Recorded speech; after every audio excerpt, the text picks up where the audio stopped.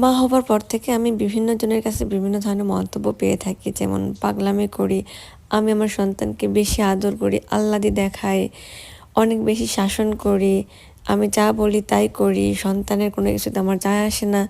আসলে মানুষের কথাতে আমার কখনোই কোনো কিছু যায় আসে না। মা হিসেবে আমি আমার সন্তানের সাথে খুব ফ্রেন্ডলি মিশি।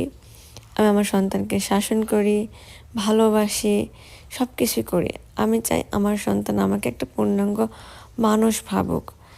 তার রাগ লাগলে সে আমার সাথে শেয়ার করুক। তার ভালো লাগা, খারাপ লাগা সবটাই আমিই হতে চাই মা হিসেবে। সুতরাং আমি যদি আমার সন্তানকে আদর করি, এটা কখনোই আহ্লাদি বা বাড়াবাড়ি না। ও যখন বড় হয়ে যাবে তখন আমি ওকে এভাবে ধরে আদর করতে পারবো না। এটাই ন্যাচারাল। এই সময়টাকে ওর মধুর করে রাখার জন্যই আমি ওর সাথে বিভিন্ন ধরনের অ্যাক্টিভিটিস করে থাকি, যাতে ও আমাকে ওর সবচেয়ে ভালো বন্ধু ভাবে। আমি আমার শৈশব কাটিয়ে এই পর্যায়ে চলে এসেছি। আমি আমার মাকে ভীষণ মিস করি। আমি চাইলেও আর ওই দিনগুলো ফিরে পাবো না।